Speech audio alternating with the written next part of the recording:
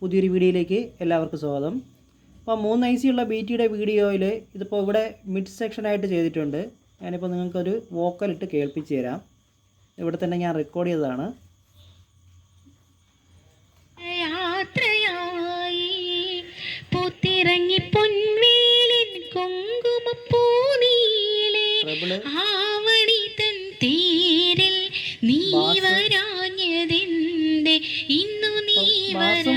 ട്രബിളും കുറച്ചാലും നമ്മുടെ വോയിസ് അവിടെ നിൽപ്പുണ്ട്.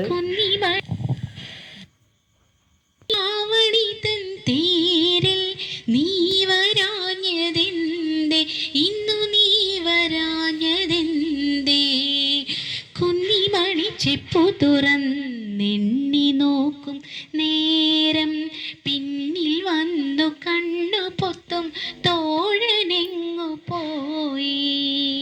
കാറ്റു വന്നു പൊന്മുളത്തൻ കാതിൽ മൂളും നേരം കാത്തു നിന്നാ തോഴനെന്നെ ഓർത്തു പാടും പോലെ. കുന്നിമണി ചെപ്പു തുറന്നെണ്ണി നോക്കും നേരം പിന്നിൽ വന്നു കണ്ണു പൊത്തും. ഞാനിപ്പോൾ അത് വോക്കലാണ് നിങ്ങൾക്ക് ഇപ്പോൾ ഇട്ട് കേൾപ്പിച്ചത്. നമുക്ക് ഈ സ്വിച്ച് ഓൺ ചെയ്ത ശേഷം വോക്കലിന് വേണ്ടിയിട്ട് ഈ IC നമുക്ക് ഇവിടെ ഓപ്പറേറ്റ് ചെയ്തിട്ട് ഇത് ഗെയിൻ കൺട്രോളായിട്ട് ഉപയോഗിക്കാം. വോക്കലിൻ്റെ ഗെയിൻ കൺട്രോളായിട്ട് ഉപയോഗിക്കാം. ഒരു മിഡും ട്രിബിളും ചേർന്നിട്ടുള്ള ഒരു വോയിസ് ആയിട്ടാണ് നമുക്കത് മിക്സ് ചെയ്യാൻ പറ്റുന്നത്. അതിനായിട്ട് ഞാനിവിടെ ഒരു സ്വിച്ച് വെച്ചിട്ടുണ്ട്. അല്ലാത്ത സമയത്ത് നമുക്കിവിടെ ഫീഡ്ബാക്ക് BT ആയിട്ട് ഉപയോഗിക്കാം. ഫീഡ്ബാക്ക് BT എന്ന് വെച്ച് കഴിഞ്ഞാൽ ബാസും ട്രിബിളും ഞാൻ കുറച്ചപ്പോഴും കണ്ടല്ല, ആ വോയിസ് അങ്ങനെ തന്നെ നിൽക്കും. അതാണ് ഫീഡ്ബാക്ക് BT. ഓക്കെ, അപ്പം ഇവിടെ ഇത് രണ്ടാമത്തെ ചാനലിൻ്റെ IC ആണ്, ഇട്ടിട്ടില്ല എന്നുള്ളൂ. മൂന്നാമത്തെ ചാനലിൻ്റെ IC. ഇവിടെ ഞാനിവിടെ ഒരു 6K8ൻ്റെ 2 MKT ആണ് ഉപയോഗിച്ചിട്ടുള്ളത്.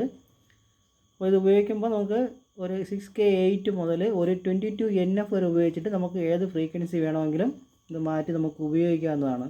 മിഡായിട്ടോ വോക്കലായിട്ടോ ഫീഡ്ബാക്ക് വോയിസ് ആയിട്ട് വേണമെങ്കിലും ഉപയോഗിക്കാം. അല്ല MKT ഒരു 150 NF ഒക്കെയാണ് ഉപയോഗിക്കുന്നതെങ്കിൽ വോയിസ് ആയിട്ട് തന്നെ നമുക്ക് കിട്ടും.